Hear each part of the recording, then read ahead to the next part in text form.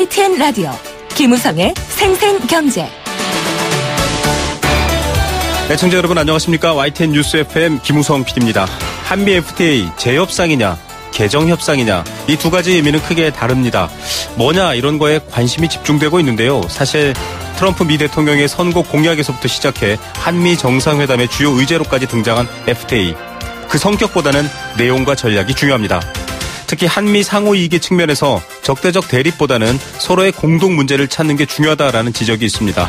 이런 관점에서 한미 FTA가 무엇이고 또 어떻게 바라봐야 할지 전문가와 함께 첫 번째 인터뷰에서 전해드립니다. 임대소득, 월세와 반전세 등의 수익인데요. 현재로서는 아주 미미한 부분만 세금으로 거치고 있습니다. 주거 사다리가 무너졌다라는 말이 있습니다. 월세에서 전세로, 전세에서 내 집으로 가기가 어려워졌다는 말인데요. 월세 내는 사람만 손해보는 구조는 안 되겠죠. 월세로 수입을 얻는 분들의 임대소득 25조 원이라고 하는데 세금은 제대로 안 거치고 있습니다. 이 관련 보고서를 작성한 참여연대 전문가 연결해서 이야기 두 번째로 전해드립니다. 목요일은 부동산 전망대 준비되어 있습니다. 한 주간 부동산 흐름 전해드리겠습니다. 2017년 7월 13일 목요일 김우성의 생생경제 지금 출발합니다.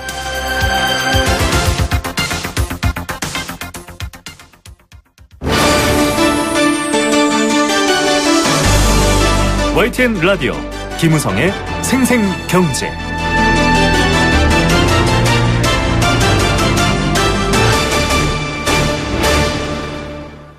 네, 첫 번째 생생 인터뷰 보내드리겠습니다. 한미 정상회담 이후 한미 FTA 재협상을 둘러싼 논란이 이어지고 있습니다. 저희도 여러 번 보도해드렸는데요. 이 트럼프 대통령은 공약 때부터 한미 FTA를 타깃으로 삼았습니다.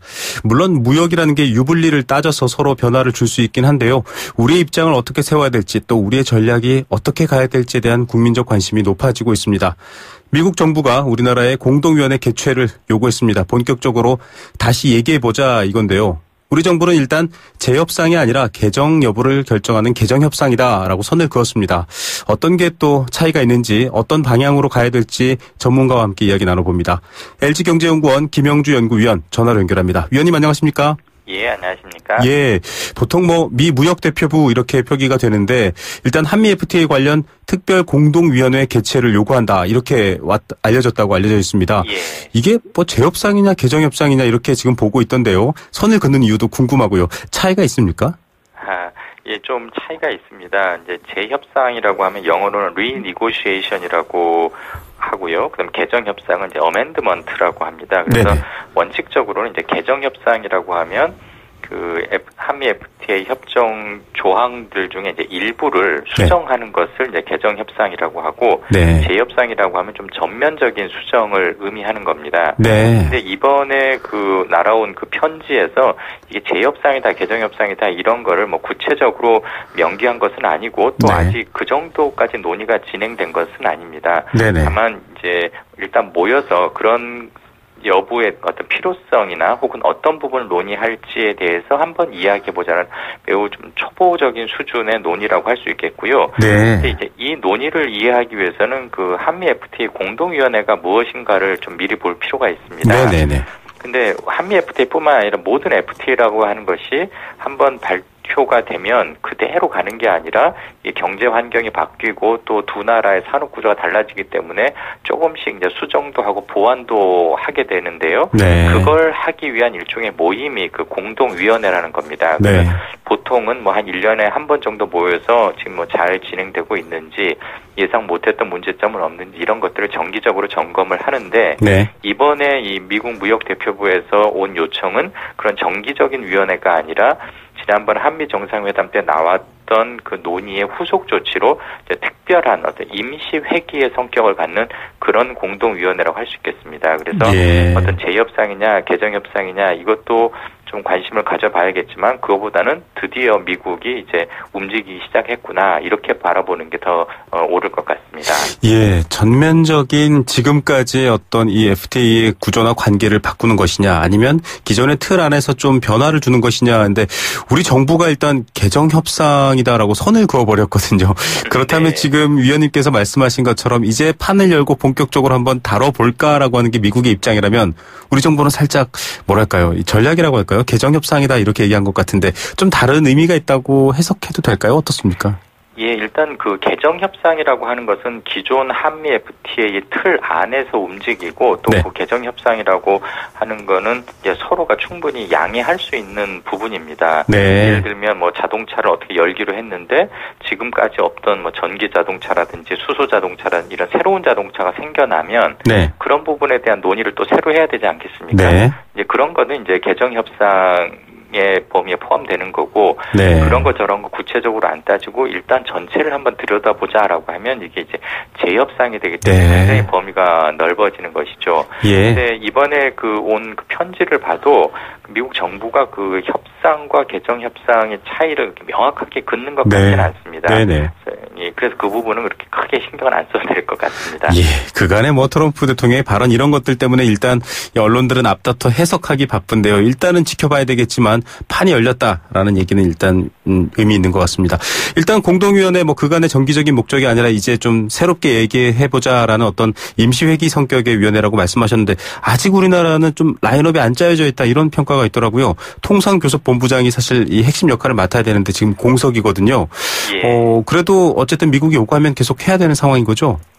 네, 일단 그 요청이 오면 30일 내에 하는 게 원칙입니다. 네. 두 나라가 서로 합의를 하면 그건 조금 신축적으로 조정을 할 수 있는데요. 네네. 말씀하신 것처럼 그 통상교섭본부장이 아직 공석이기 때문에 우리 입장에서는 이걸 미루어 달라고 요청할 만한 근거는 충분히 있는 것이죠. 네. 다만 미국 측에서 그 요청을 받아들이느냐 이거는 이제 미국의 결정에 달려 있고 또 한 가지는 미국 입장에서는 지금 처음부터 이 이야기를 크게 벌리려는 것이 아니라 일단 뭐 실무자들이 좀 만나서 좀 어떤 이야기를 할 것인지에 대한 가이드라인이라도 정해보자. 네. 뭐 이런 요구를 할 수 있습니다. 그렇게 본다면 이제 통상교섭본부장이 아직 공석이다라는 요청에 대해서 미국은 우리는 그 정도 고위급 회담이 필요 없고 뭐 국장급이나 이런 실무자면 충분하다라는 반응이 올 수 있으니까 네. 이건 우리 정부 입장에서도 좀 신축적으로 대응해야 할 것으로 보입니다. 예, 이런 조건 하나하나를 이 협상할 때 참 활용해야 된다 이렇게 또 지적해 주시는 분들도 있는데 역시 같은 맥락에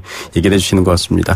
일단은 무역 적자에 대한 부분이 이 미 대선 때부터 뜨거웠었고요. 사실 트럼프 대통령의 주요 지지 기반에 대한 입장 때문이기도 할 것 같은데 예. 자동차 철강이 또 꼽히고 있습니다. 뭐 뚜껑 열어봤더니 서비스업은 미국이 좀 이득이었고 이거 윈윈이었다라는 게 우리의 평가인데 미국은 계속 이런 부분, 이 제조업 같은 부분을 건드리고 있거든요. 이번에도 역시 이게 타겟일까요? 네, 아무래도 일단 보기에는 그래 보입니다. 왜냐하면 이제 미국이 거의 양당 구조지만 그 두 당의 지지 세력들이 지리적으로 보면 좀 많이 나눠져 있습니다. 네. 예를 들면 중부와 중동부에는 이제 공화당을 지지하는 유권자들이 많이 몰려 있고, 네. 미국 서부나 동부에는 또 민주당을 지지하는 유권자들이 많이 있는데요. 그 한미 간의 무역 수지와 서비스 수지를 보면 공교롭게도 그 무역 수지 적자, 즉 제조업 쪽에 피해를 보는 유권자들이 주로 공화당을 지지하는 사람들이고, 네. 한미 FTA를 통해서 이익을 본, 즉 서비스 산업이나 금융 같은 쪽에 네네. 종사하는 분들은 또 동해안과 서해안 지역에 많이 몰려 있습니다. 네. 그러다 보니까 아무래도 공화당 그리고 트럼프 대통령 입장에서는 자신들을 지지해준 이제 중부와 중동부 지역 유권자들을 신경을 쓸 수밖에 없고, 그런 맥락에서는 자동차나 철강을 강조할 수밖에 없습니다. 근데 앞서서 잠깐 언급하셨지만, 네네. 이게 과연 자동차와 철강이 한미 FTA 때문에 손해를 본 게 맞느냐, 여기에 맞습니다. 대해서는 네. 의견이 분분합니다. 네네. 일단 뭐 우리 정부 입장도 당연히 거기에 대해서는 이건 뭔가 논리적으로 맞지 않다라는 입장이고, 네네. 미국 내에서도 뭐 CNN이나 여러 언론에서 그런 지적들이 많이 나오고 있거든요. 그래서 네. 이건 지금 이 협상을 시작할 때는 굉장히 큰 이슈처럼 보이지만, 정작 그 개정 협상이 진행되다 보면 오히려 이 철강이나 자동차 문제는 조금 수면 아래로 잦아들고 다른 이슈들, 뭐 법률 시장이라든지 네. 이런 부분이 더 커질 수도 있습니다. 그러다 보니까 일부에서는 이 자동차나 철강을 앞세워서 다른 걸 더 얻으려고 하는 것 아니냐, 일종의 네. 성동격서 전략이란 말도 조금씩 나오고 있습니다. 예, 성동격서. 결국 이 자동차 철강 계속 흔들어대지만 말씀하셨던 고부가 가치 서비스, 법률, 금융, 교육 지금 좀 여러 가지 우리가 준비가 안 돼 있기 때문에 개방하라 이러면 사실 굉장히 좀 어려워지는 상황인데요. 어떻게 보십니까? 지금 좀 무리한 요구를 할 경우에는 뭐 FTA 폐기 카드라도 꺼내서 좀 미국과 좀 대등하고 강경하게 다뤄야 된다 이런 요구를 하는 분들도 있더라고요. 이 요구는 좀 타당한가요? 어떻습니까? 그거는 조금 신중할 필요가 있습니다. 왜냐하면 이게 이제 실무자들의 발언과 정치인들의 발언은 이 무게가 굉장히 다릅니다. 네. 예를 들면 지금 트럼프 대통령도 작년 대선 캠페인 기간 중에는 뭐 한미 FTA 폐기한다, 나프타 폐기한다 이런 이야기들을 굉장히 자유롭게 하지 않았습니까? 네. 그때는 그만큼 이제 책임이 적었기 때문에 그런 말도 좀 극단적인 표현을 써가면서 자유롭게 할 수 있었는데 지금은 일단 폐기라는 단어는 거의 쓰지 않고 있습니다. 네. 마찬가지로 우리 이 통상 당국 실무자들은 절대 그런 표현을 입에 담으면 안 될 것 같고 네. 대신 이제 뭐 시민단체라든지 야당 정치인이나 이런 분들이 그런 발언을 좀 활발하게 해주면 네. 오히려 그 통상 분야에서 협상을 담당하는 실무자들은 힘을 얻을 수 네. 있죠. 그래서 협상 전략 면에서는 당연히 유리합니다. 네. 다만 이게 정말로 폐기된다면 누구에게 더 손해가 클 것인가 그걸 네. 좀 따져볼 필요가 있는데 일단 미국의 그 관세 장벽이 우리나라보다 훨씬 낮습니다. 네네. 그 말은 바꿔 말하면 한미 FTA를 통해서 관세 혜택을 본 건 미국 기업들이 더 많다는 얘기거든요. 네. 대신 이제 소비자들 입장에서 본다면 우리나라 소비자들이 한미 FTA를 통해서 가격 인하 혜택을 더 많이 받았습니다. 네네. 따라서 이걸 공급자 즉 생산자들에게 초점을 맞출 것이냐 소비자들에게 맞출 것이냐에 따라서 평가가 달라질 수 있고 어쨌든 이 한미 FTA 덕분에 우리나라 소비자들이 미국산 제품을 더 값싸게 소비해온 것은 네. 사실이기 때문에 한미 FTA를 뭐 섣불리 그 폐기 논의까지 확산시킨 것은 조금 신중할 필요가 있겠습니다. 예, 어떤 여론과 전략 차원과 실제 차원 좀 구분해야 되고 말씀하셨던 것처럼 이게 소비자 생산자 입장에 따라 또 달라진다라는 다양성을 여러분들도 고려하시면서 이 뉴스들 또 내용들 지켜보셔야 될 것 같습니다. 일단은 FTA 재협상 뭐 과거에 FTA 협상 때도 그랬지만 좀 길고 또 다양한 이론 논리와 또 이야기들이 걸리는 만큼 시간이 길게 걸려지는데요. 미국 측에서는 약간 압박 카드들로서 지금 당장 무역에 대한 규제들, 뭐 반덤핑, 세이프가드 이런 얘기들 나오고 있지 않습니까? 예. 이런 부분들에 대해서는 어떻게 보십니까? 좀 우리도 대책이 필요하겠죠. 예, 그렇습니다. 지금 한미 FTA가 일단 수면 위로 부상하면서 여기 초점이 모아지고 있지만 미국의 최종적인 목표는 한국과 미국 사이의 무역 불균형을 해소한다는 겁니다. 네. 즉 한미 FTA도 그 무역 불균형을 심화시킨 원인이다라고 자기들이 생각하기 때문에 지금 네. 개정 논의를 해보자는 거고 또 미국이 우리나라 기업이나 우리나라 제품에 취하고 있는 뭐 반덤핑 조치들, 세이프가드 조치들도 결국 따지고 보면 한국에서 미국으로 수출되는 걸 좀 줄이고 네. 반대로 미국에서 한국으로 수출되는 걸 좀 늘려보자라는 게 기본적인 인식입니다. 네. 그리고 그 인식의 밑바탕에는 한국에서 만들어진 제품들이 뭔지 모르지만 미국보다 좀 불합리한 그 과정을 거쳐서 가격이 결정된다. 즉 미국보다 너무 싸게 만들어진다는 게 깔려 있거든요. 예. 근데 그 중에는 미국이 오해하는 측면도 있고 또 우리가 인정해야 될 부분도 있기 때문에 네. 미국을 향한 협상뿐만 아니라 우리 내부에서 어떤 문제점들을 수정해 나가는 노력도 같이 병행돼야 할 것으로 보입니다. 예, 내부 환경과 외부 환경 이 둘 다가 좀 병행돼야 된다라는 얘기인 것 같습니다. 중장기적으로는 좀 저희가 어떤 방향성 같은 거를 정해야 될 텐데요. 말씀하셨던 것처럼 신중한 전략도 하나에 해당할 텐데 좀 구체적으로 어떤 태도가 필요할까요? 예, 일단 한국과 미국 사이에서는 그 양국의 그 실무자들이 함께 참여하는 좀 분석 보고서 작성이 필요합니다. 지난 정상회담 때 이제 우리 대통령께서도 그런 요구를 했습니다만 네네. 지금은 미국의 일방적인 요구거든요. 그래서 그 나라가 함께 그 공동 리포트를 만들면서 이게 정말 그런지를 따져볼 필요가 있겠고요. 네. 그 다음에 그와 함께 병행해야 될 게 미국의 이런 어떤 양자 간의 무역 불균형에 초점을 맞추는 그런 태도가 좀 올바르지 않다라는 좀 글로벌 공감대를 확산시킬 필요가 있습니다. 네. 뭐 G20이 됐든 WTO가 됐든 이건 이제 전 세계가 하나로 자꾸만 모아져 가는데 자꾸 이걸 대립 구조로 바꾸는 게 옳지 않다라는 인식을 좀 확산시키는 그런 노력이 필요할 것 같습니다. 예, 공동의 문제, 어느 한쪽의 주장이 아니라 공동의 해결책이라는 측면에서 고민해야 될 것 같습니다. 오늘 좋은 말씀 감사드립니다. 네, 고맙습니다. 네, LG경제연구원 김영주 연구위원이었습니다. YTN 라디오 김우성의 생생경제. 네, 방송 중에 여러분들의 의견이 가장 소중한 방송 내용 중에 하나입니다. 여러분들과 함께 이야기해보는 경제 공감사전. 오늘은 임대업에 관련된 얘기 좀 나눠볼까 하는데요. 미리 생각 준비해 주시면 좋을 것 같습니다. 참여는 단문 50원, 장문 100원의 정보 이용료 부과되는 샵 0945번 문자 메시지로 참여 가능합니다. 참여해 주신 분들 중에서 추첨 통해 도심 속 꿈의 놀이터 일산 원마운트에서 워터파크, 스노우파크 이용권 선물로 드리고 있습니다.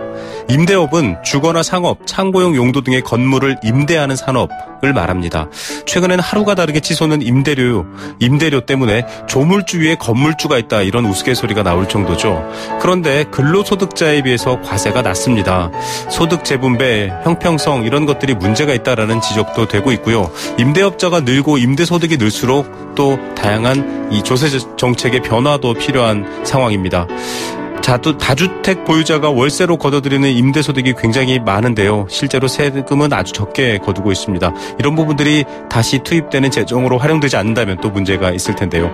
임대업과 임대소득 또 작은 집에서 방 한 칸 또 집 일부를 임대하시는 분들 입장에서는 그거까지 또 세금을 내기가 부담스럽다라고 하시는 분들도 있을 수도 있습니다. 여러분들의 생각은 어떻습니까? 방송에서 같이 그 생각 나누고 싶습니다.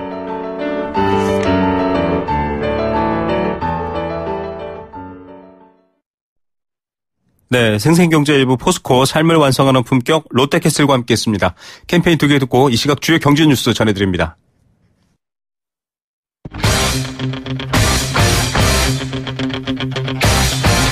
지금 가장 뜨거운 경제 소식. 경제 톱 뉴스. 네, 오후 3시 29분을 향해 가고 있습니다. 이 시각 뜨거운 경제 뉴스 알아보겠습니다. 참 좋은 경제연구소 이인철 소장 연결합니다. 안녕하십니까? 예, 안녕하세요. 예, 기준금리는 동결될 거다라는 전망이 많긴 했는데 성장률 전망치 상향 조정됐죠? 그렇습니다. 네. 예상대로 이제 기준금리는 만장일치로 동결이 됐습니다. 한국은행은 이제 금융통화위원회를 열고 기준금리를 현행과 같은 연 1.25% 수준을 유지하기로 했는데요. 네. 기준금리는 지난해 6월 이제 한 단계 인하된 이후 이제 13개월 연속 사상 최저 수준을 유지하고 있는데요. 사실 이주열 총재는 그동안 이제 2차례나 걸쳐서 그 기준금리 인상 가능성을 시사해 왔는데, 네. 그러나 오늘 발표를 보게 되면 우리 경제가 이제 견실한 성장세를 보이고 있는 건 맞지만 소비 증가세가 여전히 좀 미흡하다. 또 내수가 부진하고 가계부채 증가세, 지정학적 리스크와 같은 것들이 상존해 있다라고 언급을 했습니다. 다만 이제 지금까지 이제 경제 추이를 봐서 올해 성장률 전망치는 조금 전에 2.6%에서 2.8%로 상향 조정을 했는데요. 네. 지난 4월이었습니다. 올해 성장률 전망치를 0.1%포인트 상향 조정한 데 이어서 네. 이번에 두 번째로 더 올린 겁니다. 1년 만에 한국은행이 2차례에 걸쳐서 성장률 전망치를 올린 것은 지난 2010년 이후 7년 만에 처음인데요. 네. 이게 이제 추경을 반영하기 전 전망치인 만큼 이 추경을 감안하게 되면 올해 3% 성장도 가능하다라는 의미인데요. 예. 이런 이제 한국은행의 전망치를 다른 기관과 좀 비교해 보면 한은의 2.8% 성장 전망은 한국금융연구원과 같고요. 네. 한국개발연구원의 2.6, LG경제연구원의 2.6, 현대경제연구원의 2.5보다는 상대적으로 좀 높습니다. 예. 이게 사실은 같이 팀워크를 하는 부분이어서 결국 한은과 또 경제 부처의 어떤 협력 작업인가 이런 생각도 들 수도 있을 것 같습니다. 이런 분위기 때문일까요? 지금 현재도 2410을 훌쩍 넘어 있는데요. 종합주가지수 2400선을 넘었네요, 또. 그렇습니다. 지금 3시 30분 마감 종가 기준 또 사상 최고치를 갈아치우고 있는데요. 네. 개장하자마자 이제 사상 최고치를 경신하면서 2410선, 2420선까지 장중 돌파하기도 했습니다. 외국인 기관이 이제 대형주 위주의 순매수 규모가 더 확대가 됐고요. 삼성전자, SK하이닉스를 비롯한 시가총액 상위 종목군들 대부분 오름세를 보였는데 가장 큰 호재가 이제 미국 증시 다우지수가 사상 최고치를 이어갔는데요. 네. 그 이면을 들여다보면 자넷 옐런 연방준비제도 이사회 의장이 점진적인 자산 축소 발언이 호재로 작용을 했습니다. 네. 그래서 오늘 이 코스피 역시 지금 20포인트 넘게 올라서 2412를 기록하고 있고요. 코스닥도 1.74포인트 올라서 652를 기록을 하고 있습니다. 예. 자, 일부 공기업이 주 4일째 근무 정규직을 뽑고 있다. 이거 좀 생소한 얘기인데요. 그렇습니다. 아마 지방 공기업 가운데 이 주 4일째 근무제 정규직 채용 공고가 나왔습니다. 이 경북 지역의 이제 지역 기업들을 지원하는 경북 테크노파크가 이제 주인공인데요. 네. 이 회사가 주 4일 근무할 정규직 사원 4명을 뽑습니다. 공기업에서 주 4일 근무하는 정규 직원을 채용하기는 아마 전국에서 처음인 것으로 알려지고 있는데요. 예. 이 경북 테크노마트 측은 일자리 나누기 사업의 일환이다. 그리고 이제 창의력을 중시하는 게임, 가상현실과 같은 문화 콘텐츠에서 근무할 정규직 채용 공고를 내고 다음 달 1일까지 원서를 받겠다라는 건데요. 네. 물론 뭐 테크노파크 이어서 이제 다음 달에는 한국 이제 국악진흥원이 주 4일 근무할 직원 8명을 새로 뽑고요. 네. 또 바이오산업연구원도 다음 달 정규직 3명을 같은 조건으로 선발할 예정인데 네. 이들이 직원으로 채용되게 되면 두 가지 근무 조건에서 선택하게 됩니다. 월요일부터 목요일까지 4일 혹은 화요일부터 금요일까지 4일 이 두 가지 방안에서 하나를 선택하게 되고요. 수당하고 복지 혜택은 주 5일 근무하는 직원과 차이가 없습니다. 그러나 임금은 근무 시간이 줄어든 만큼 20% 감축하게 되는데요. 네. 이 사원급 신규 채용의 경우에는 뭐 정상적으로 받는다면 초봉이 연간 한 2,500만 원 수준이지만 네. 4일째 근무 직원일 경우에는 초임이 한 20%가량 깎여서 네. 2천여만 원 선으로서 결정이 될 것으로 알려지고 있는데 어쨌든 이게 이제 굉장히 시범적인 네네. 시도이기도 하고요. 꽤 좋은 아이디어입니다. 월급을 조금 덜 받더라도 정규직과 같은 복지 혜택을 누리면서 자신만의 시간을 좀 더 갖고 여유를 갖겠다라는 이런 이제 젊은 사람들이 좀 얼마나 관심을 갖고 이제 지원을 할지 그리고 이제 그게 성공에 되어서 이 주 4일제 근무제가 공기업뿐만 아니라 민간 기업으로 확산될지 주목이 됩니다. 예, 일자리와 이 노동시간 줄이기의 실험 어떻게 될지 궁금합니다. 영화 관람료 많이 올랐다 이런 얘기들 사실 드렸고 저희도 소비자단체와 한번 지적했었는데 대폭 올랐죠? 영화 관람료를 이제 정말 주말에 가서 보려면 어지간한 자리도 10,000원대고요. 네. 거기다 이제 팝콘이나 음료를 마시게 되면 1인당 20,000원씩 됩니다. 이제 올 상반기 1인당 평균 극장 관람료가 역대 최고치를 기록했는데요. 영화 이제 진흥위원회에 따르면 올 1월부터 6월까지 1인당 평균 관람료가 8,055원으로 집계가 됐습니다. 네. 이 영화 관람료를 연평균 관람료를 지난 2000년대만 하더라도 6,000원대였죠. 그러다 2010년 들어서 7,000원 넘어섰고 또 6년 만에 지난해 이제 8,000원대 올라서서 거기다 더 오른 건데요. 이러다 보니까 올 상반기 극장 매출은 역대 최고입니다. 그리고 연평균 관람료도 이제 최고가를 기록할 것으로 보이는데 네. 이게 이 관람료가 이제 많이 오른 게 지난해 이제 상반기 멀티플렉스 3사가 네. 시간대별 그리고 좌석별, 요일별 차등 요금제를 선택하면서 사실상 이제 요금 인상을 단행했기 때문인데 네. 이런 이유로 이제 일반 소비자들은 이제 꼼수 인상이 아니냐라는 비난이 나오고 있습니다. 예. 자, 요즘 뭐 여러 가지 가맹 사업 중에서 편의점이 참 인기가 높습니다. 대기업들도 뛰어들고 있죠. 주로 대기업들이 뛰어들고 있는데 이 신세계가 그룹 차원에서 지금 박차를 가하고 있네요. 그렇습니다. 신세계그룹이 유통 강자임에도 불구하고 사실 편의점 사업은 그동안 존재감이 좀 떨어졌죠. 네. 그런데 이제 신세계가 운영하고 있는 편의점 위드미가 있습니다. 네네. 이것을 이제 신성장 산업으로 키우겠다. 이 브랜드를 이마트 24로 브랜드명을 바꾸고요. 네. 앞으로 3년 동안 3천억 원을 투자하겠다라는 겁니다. 이렇게 되면 현재 한 2,100여 개에 불과한 점포 수도 올해 안에 2,700개로 늘린 다음 네. 앞으로 문을 여는 이 간판에는 이마트 24라는 이제 프리미엄 점포를 만들어서 이제 점포수 경쟁에서 질적 경쟁으로 시장 질서를 바꾸겠다라는 포부인데요. 네네. 그래서 앞으로 매년 1,000개 이상의 점포를 늘려나가겠다라는 건데 뭐 이러다 보니까 이제 신세계 측 입장에서 보면 국내 이 브랜드 파워 2위라는 이제 이마트를 전면 내세워서 네. 신세계 그룹이 운영하고 있다라는 인지도를 좀 높이겠다라는 건데요. 어쨌든 가장 큰 문제는 이제 골목 상권 문제가 남아 있습니다. 네. 동네 가게와의 이제 상생 문제를 또 어떻게 잘 현명하게 대처해 나갈지를 지켜봐야겠습니다. 예, 정말 레도시아인 것 같습니다. 오늘의 톱뉴스 어떤 것 고르시겠습니까? 오늘 아무래도 이제 기준금리 동결과 이제 경기 전망 상향인데요. 네. 만장일치로 금리 동결 결정에도 불구하고 금리 인상 타이밍 시점은 점점 다가오고 있습니다. 추경을 할 경우 올해 성장률 전망치는 3% 선까지 회복이 가능하다라는 건데요. 네. 이럴 경우 금리 인상 시점이 당초 이제 이주열 총재가 은퇴하는 내년 3월 이전이 아니라 올해 말까지 좀 네. 앞당겨질 수도 있다는 점 간과해서는 안 되겠습니다. 예, 금리 인상의 시점까지 생각해 봐야 될 것 같습니다. 오늘 뉴스 감사드립니다. 네, 감사합니다. 참 좋은 경제연구소 이인철 소장이었습니다.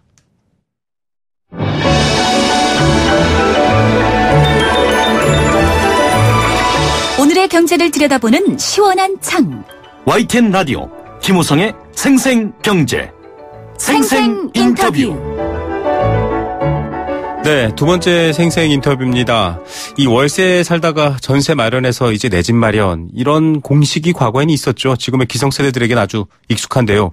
주거사다리라고 불렀습니다. 이게 무너졌는데요. 이제 월세를 살기 시작하면 벗어나기가 어렵습니다. 사실 전세, 자가 구입 다 굉장히 값이 올랐기 때문이기도 하고요. 정작 전 국민 대상의 주택 보급률은 100%를 넘었는데도 이런 상황입니다. 그러다 보면 그 많은 임대소득은 다 어떻게 되나 궁금하시기도 할 텐데요. 그 소득에 대해서 과세도 제대로 이루어지지 않고 있습니다. 과세뿐만 아니라 제대로 소득을 파악하는 것 자체도 사실은 가능한데도 불구하고 손 놓고 있다. 이런 비판까지 안고 있습니다. 자칫 월세 사는 사람만 서럽고 그 사람만 부담지는 것 아닌가, 당연히 이런 우려 있으실 텐데요. 어떤 정책적 보완이 필요하고 또 사회적인 의미를 다시 한번 이야기해 봐야 될지, 이 관련 보고서를 참여연대가 작성했는데요. 보고서 작성한 조세재정개혁센터 홍정훈 간사 연결해서 이야기 들어봅니다. 안녕하십니까?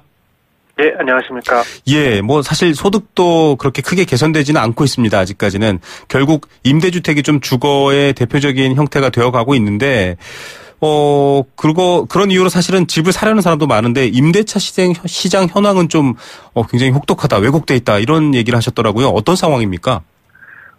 우리나라 전체 가구의 45% 정도가 이제 전월세로 거주하고 있는 임차 가구인데요. 네. 근데 이제 주로 월세 가구 같은 경우는 그 저소득 계층이나 청년 가구들, 그리고 1인 가구들을 중심으로 이제 이루어져 있습니다. 네. 그런데 이제 그 우리나라 임대차 시장 같은 경우는 계약 기간이 2년으로 정해져 있어서 굉장히 짧고요. 네. 또 이제 세입자들의 이 재계약권을 이제 인정하지 않아서, 법적으로 인정하지 않기 때문에 계약 기간이 끝날 때마다 이제 집주인들이 이제 임대료를 마음대로 올릴 수 있는 장치, 규제조차도 없습니다. 네. 그래서 그런 제도 때문에 이제 임대료가 거의 2년마다 폭등한 현상이 지금 10년 넘게 반복되고 있는데요. 네. 이제 그만큼 이제 임대차 시장에 관련해서 그 세입자들을 보호할 수 있는 장치 자체도 없고, 또 특히 이제 임대소득 자체도 제대로 이루어지지 않고 있어서 저희가 이제 그런 부분을 이제 지적하는 보고서를 이번에 발표하게 됐습니다. 예. 좀 요컨대 이 집을 빌려서 소득을 얻는 분들과 그 집을 빌려서 살아야 되시는 분들의 이 굉장히 구조 자체가 좀 불균형하게, 불평등하게 돼 있다, 이런 말씀이시군요. 예, 맞습니다. 예. 지금 임대소득을 얻는 게, 다주택자 같은 경우는 이제 주택 보급률이 100%가 넘으면서 이제 전혀 그 비율이 줄지 않고 있습니다. 네. 그 말은즉슨 이제 세입자 가구들이 집을 사서 이제 주택을 가진 그 시장으로 들어오는 게 아니라, 네, 이미 집을 가지고 계신 분들이 또 사고 그 집을 토대로, 네, 또 집을 사가지고 이제, 네, 그 월세 가구를 늘리고 있다는 증거가 되고 있습니다. 예, 이 저금리 시대에 그래서 사실 수익 모델로 각광받고 있는데 이면에는 또 이런 부작용들이 있는 상황입니다. 결국에는 그렇게 임대사업, 다주택으로 임대사업을 하시는 분들이 많아지게 되면 걷는 이유가 이 세금이 사실 중요한 기능이 소득 재분배지 않습니까? 국회에서도 네, 이런 논의가 되고 있고 대안도 찾고 있는 걸로 아는데 네, 별다른 얘기는 안 들리고 있습니다. 어떻습니까? 저희 관점에서 보기에 이제 국회 차원에서 대안을 찾고 있다고 보기는 어려울 것 같고요. 네네. 이제 이 임대소득 과세와 관련한 제도가 2015년에 도입되기로 되어 있었습니다. 네. 그런데 이제 정부가 그 당시 발표하고 나서 이제 한 달도 채 안 돼서 그 과세 시기를 2년 유예하겠다라는 발표를 했고요. 그리고 원래 네, 2017년부터 올해부터 이제 시행됐어야 할 제도임에도 불구하고, 네, 또 작년 말 국회에서 이제 또 2년을 과세 시기를 더 연장하겠다는 법안이 또 통과가 되는 바람에, 네네, 임대소득에 대한 과세도 2019년까지 지금 미뤄져 있는 상황입니다. 누구든 돈을 벌면 거기에 대해서 세금을 내는 건 사실 어떻게 보면 가장 국가의 기본일 수 있는데 왜 이게 연기되는 거죠? 결국 여론 때문인가요? 그렇죠. 아무래도 지금 자산가들의 반발에 이제 너무 큰 신경을 쓴 나머지 그렇게 된 거라고 저희 이해하고 있습니다. 예, 내놓고도 한 달 만에 연기를 하고 다시 또 법안으로 또 2년을 연기하고, 예, 문제인 것 같습니다. 이 임대료의 규모 같은 것들을 좀 파악할 수 있는 게 마련돼 있습니까? 이 파악 자체가 어려우면 또 문제가 다르겠지만 지금 확정일자나 여러 가지 이 보험, 이 전세 보험 이런 것들 때문에 파악이 쉬운데 안 하고 있다, 이런 지적도 있던데요. 이건 어떤 내용입니까? 예, 그 세입자들께서는 이미 다 알고 계신 내용일 텐데요. 네. 이제 요즘 같은 경우는 이제 이사를 하고 나면 확정일자라는 걸 받습니다. 네. 이제 그 세입자들이 제출한 확정일자가 이제 대법원에 등록이 되고 이제 그걸 국토교통부에서 매년 공개를 하고 있는데요. 네.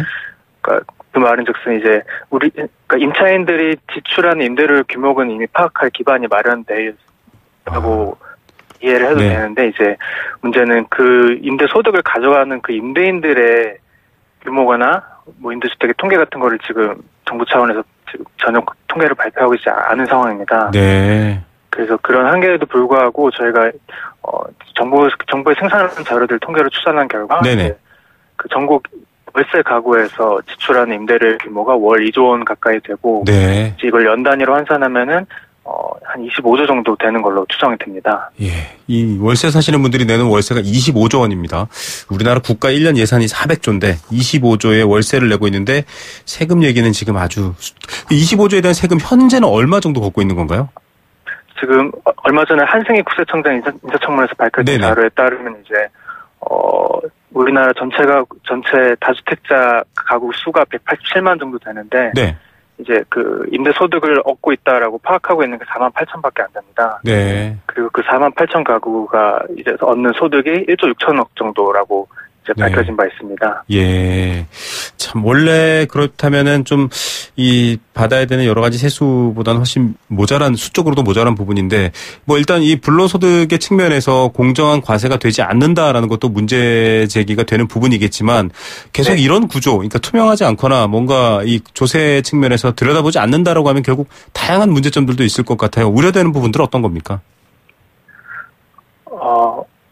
일단, 지금 우리나라 자산에서 이제 자산을 가지신 분들이 주로 부동산 비중이 굉장히 비정상적으로 높은 위험한 상황입니다. 그래서 이와 관련해서 가계부채 문제도 최근 엄청 심각해지고 있는 게 계속 기사화되고 있고 또 이제 또 반면에 그 세입자 가구들은 이제 주거비 부담이 점점 높아지는데 소득은 전혀 늘고 있지 않은 상황이 지속되고 있어서 이제 장기적인 뭐 내수 침체 같은 효과로도 이어지고 있다고 판단하고 있습니다.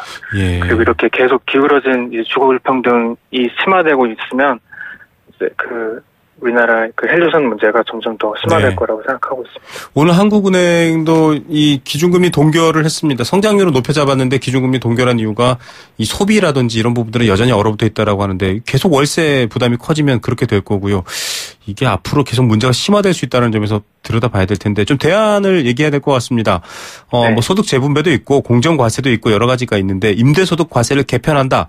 어떻게 개편해야 되고 또 그래서 얻는 앞서 25조에 대해서 한 1조 정도 걷는다고 했는데 어느 정도를 걷어야 되는 건가요? 결과부터 말씀드리면 지금 현행 제도도 너무나 이제 그 임대소득을 얻는 분들한테 특혜를 너무 지나치게 많이 주어지고 있어서 저희가 추계한 결과에 따라도 1년에 5천억 정도 수준밖에 안 된다고 이제 밝혀졌습니다. 그러니까 이게 왜 이러냐면은 지금 불로소득임에도 불구하고 이제 그 임대소득을 얻는 분들한테 이제 필요경비율이라는 제도가 있습니다. 임대소득을 얻는 분들이 만약에 뭐 2천만 원 정도를 버신다. 그러면 거기서 이제 60%를 이제 까주는데요.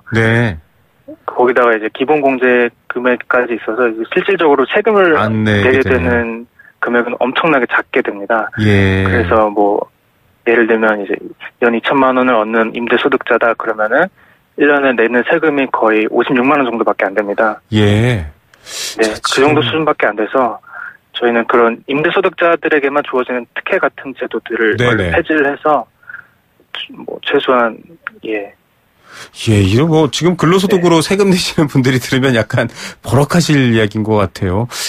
지금 여러 소득세 구간에 따라 다르지만 그런 부분이고 앞서 말씀하신 부분도 좀 이해가 안 되는데 한 번 더 짚어봐야 될 것 같습니다. 임대소득을 하는데 필요 경비와 비용이 60%다. 이건 좀 언뜻 납득이 안 되거든요. 이게 어떤 내용입니까? 그것도 자세하게 공개는 하고 있지 않은데요. 그러니까 뭐 예를 들면 임대주택을 뭐 수선하는 비용 같은 걸로 이제 공제를 해준다 이런 내용인데 뭐 사회자께서 말씀하셨듯이 이제 근로소득을 얻는 분들한테는 정말 납득하기 어려운 부분이죠. 그래서 저희 같은 입장은 이제 최소한 30%까지는 낮춰야 된다. 그리고 원래 정부도 최초한 발표할 때는 45% 정도만 인정해줘야 된다라고 이렇게 발표를 한 바가 있거든요. 그리고 또 하나의 문제점이 이제 그 2천만 원 이하의 임대소득을 얻는 분들은 이제 종합소득을 하지 않고 이 임대소득에 대해서만 따로 분리과세를 하게 됩니다. 분리과세했죠. 근데 이렇게 되면 이제 임대소득이 있고 또 다른 소득이 있는 분들한테 훨씬 유리하게 적용하는 제도가 되거든요. 그래서 저희 같은 경우는 이제 분리과세를 적용하는 부분도 이제 폐지해야 된다라고 생각하고 있습니다. 예, 세금에 있어서도 집이 있고 없고에 따라서 이렇게 차이가 크다라고 한다면 좀 바뀔 부분인 것 같습니다. 결과적으로 좀 이 목표한 대로 좀 개정이 되고 개편이 된다면 여러 가지 좋은 효과들도 있겠죠? 예, 일단은 지금 기울어진 주거불평등 임대차 제도에서 지금 세입자들이 일방적으로 너무 많은 주거비 지출이 일어나는 상황을 조금 바로잡을 수 있는 첫 걸음이 되지 않을까 생각하고 있습니다. 예, 집에 대한 문제 신임 국토부 장관도 언급했습니다만 이제 정말 사람이 사는 그 측면에서 더 고려해야 될 것 같습니다. 오늘 말씀 감사드립니다. 네, 감사합니다. 참여연대 조세재정개혁센터 홍종훈 간사였습니다.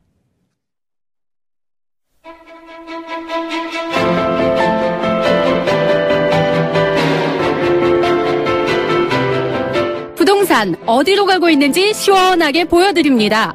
생생경제 부동산 전망대. 네, 앞서 임대소득에 대한 과세 얘기 사실은 좀 바꿔야 된다 이런 인터뷰 진행드렸는데요. 그래도 목요일에는 부동산 흐름 또 중요한 부분들 찾아보겠습니다. 오늘도 리얼투데이 장재현 팀장 전화로 연결합니다. 안녕하십니까? 예, 안녕하세요. 예, 자, 지금 부동산 관련 뉴스들이 많이 나오고 있는데요. 또 6.19 대책, 반짝 약발 들었다, 이제 잘 안 듣는다, 입주 물량 폭탄 때문에, 고민이다, 이런 이야기들 나오고 있는데 어떤 상황인가요? 그러니까 입주 물량 폭탄보다는 지금 6.19 대책 이후에 가격이 좀 올라서 그런 건데요. 네네. 특히 이제 서울 아파트 값이 한 0.2% 정도 오르고, 전주 대비해서 0.04포인트 정도 오르다 보니까. 네. 이제 집값 규제를 했는데 왜 집값이 오르지? 이런 반응들인 것 같습니다. 그렇죠. 그래서 재건축 아파트 값은 지난주에 0.12%에서 0.28%까지 2배 이상 커졌고 또 일반 아파트 매매값 역시 전주 대비보다 상승폭이 약 한 0.17%포인트 정도 올랐거든요. 그러다 보니까 이제 특히 이제 이 재건축 아파트 값이 오르고 일반 아파트 값까지 오르니까 이제 규제했음에도 불구하고 수도권의 집값이 계속 오르고 있고 특히 이제 1기 신도시 위주로 매매 가격이 좀 많이 올랐습니다. 네. 그래서 한 0.09% 올랐는데요. 물론 이제 가격적으로 보면 크게 상승은 아니지만 이제 아파트 가격이 전반적으로 다 오르고 있다라는 어떤 그런 분위기가 있고 또 최근에 그 실거래가를 보면 경희궁자리 같은 경우가 전용 59제곱미터가 한 9억 원 정도의 실거래가가 신고가 돼 있었거든요. 예. 그러다 보니까 이게 강북이 이제 강남보다 가격이 더 비싸게 팔리는 어떤 그런 양상이 보여지면서 이게 실제 지금 대책의 효과가 있는지 없는지 많이 이제 의문들을 들고 있는 것 같습니다. 근데 물론 이제 올 초나 작년 하반기 입장에서는 이제 집값이 입주 물량이라든지 규제로 인해서 떨어질 거다라는 어떤 그런 전망들이 나왔는데도 불구하고 이렇게 지금 서울을 비롯해서 어떤 재건축 아파트 그리고 신도시들까지 가격이 조금씩 오르고 있는 그런 부분들이 조금 앞으로 이제 좀 더 강력한 규제라든지 혹은 시장에 어떤 영향을 미칠지 조금 대략적으로 이제 가늠이 되는데요. 특히 이제 계속해서 이렇게 가격이 오르다 보면 결국에는 이제 정부에서 어느 정도 규제 카드를 오르게 되고 또 대출 규제 이런 것들이 이제 본격적으로 시행이 되고 있다 보면 아무래도 이제 어느 정도 가격 상승은 이제 한계에 좀 도달하지 않을까 이렇게 전망은 하고 있습니다. 다만 이제 대책 바로 이후에 가격이 이렇게 오른 것은 아무래도 이제 대책 시행 전에 거래가 좀 많이 됐던 부분들이 아무래도 LTV나 DTI 어떤 대출 규제가 시행되다 보니까 그걸 피하기 위해서 좀 미리 선제적으로 좀 내 집 마련이라든지 분양을 했던 사람들이 좀 늘어났던 것이 이렇게 좀 아무래도 가격 상승에 영향을 미치는 게 아닌가 이렇게 생각이 들고 있고요. 또 하나는 이제 입주 물량이 몰린다고는 하지만 이게 서울에 입주 물량이 몰리는 건 아니거든요. 그러다 보니까 이제 신도시가 아닌 서울 같은 경우에는 아직까지도 이제 재건축이라든지 혹은 이주 수요 그리고 강북권에 있는 어떤 새 아파트들은 이제 많이 부족한 상황이기 때문에 아무래도 서울을 중심으로 해서는 아파트 가격이 조금씩 올라가고 있는 것 같습니다. 예. 참, 또 8월에 가계부채 종합대책 이후에 어떤 변화가 있을지 지켜봐야 될 것 같습니다. 네네.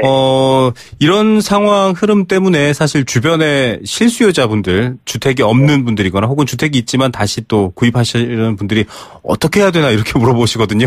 네네네. 참 답하기가 애매합니다. 저도 매주 이 얘기를 하고 있지만 어떻게 해야 됩니까?